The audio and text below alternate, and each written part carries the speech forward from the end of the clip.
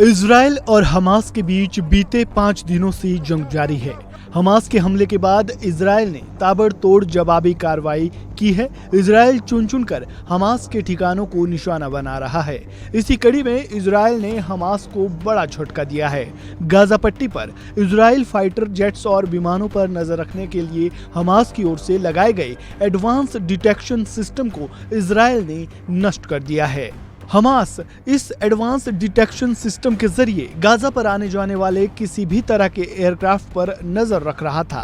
Hamas ने इस काम के लिए गाजा स्ट्रिप की कई इमारतों की छतों पर हाई क्वालिटी कैमरे लगवाए थे। इन कैमरों को सोलर पैनल्स के नीचे छिपाकर लगाया जाता था ताकि वह दिखाई ना पड़े। इतना ही नहीं, इन कैमरों को ड्रोन, एयरक्राफ्ट या सैटेलाइट से भी खोजा नहीं जा सकता था। पर इजरायली एयर अटैक की वजह से हमास का ये ट्रैकिंग नेटवर्क पूरी तरह से खत्म हो चुका है। इजरायली एयरफोर्स के मुताबिक हमास के ट्रैकिंग नेटवर्क को खत्म कर दिया गया है। हमने हर उस इमारत को खत्म कर दिया जो हमारे विमानों पर नजर रखने का काम कर रहे थे। इसके अलावा इजराइल में घुसपैठ करने वाले हमास के लोगों को भी इजराइल चुन चुन कर मार रहा है। गाजा पट्टी के बीट हनोन में कल रात इजरायली फाइटर जेट्स ने 80 जगहों पर हमला किया।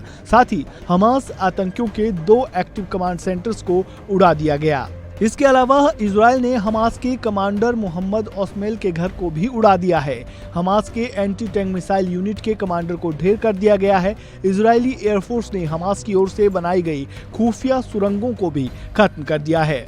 वहीं हथियारों के डिपो, ऑब्जर्वेशन और ट्रांसमिशन टावर की धज्जियां उड़ा दी गई है।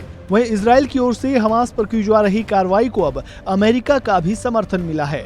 अमेरिका के राष्ट्रपति जो बाइडेन ने कहा, यूएस इजराइल के साथ पूरी तरह खड़ा है। हम उनका समर्थन करने में कभी असफल नहीं होंगे। जब मैंने आज सुबह प्रधानमंत्री नेतन्याहू से बात की तो मैंने उन्हें बताया कि संयुक्त राज्य अमेरिका इन आतंकवादी हमलों के सामने इजराइल के लोगों के साथ खड़ा है।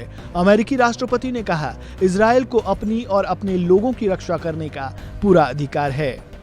आपको बता दें कि इस हमले में अब तक करीब 2100 लोगों की जान जा चुकी है, जिसमें इजराइल के करीब 1200 और फिलिस्तीन के करीब 900 लोग शामिल हैं। हमास और इजराइल के बीच जारी जंग के कारण गाजा पट्टी में लाखों लोगों को अपना घर छोड़ने के लिए मजबूर होना पड़ा। इस खबर में फिलहाल इतना ही। ताज़ा अपडेट के लिए बने रहें वन इंडिया हिंदी के साथ।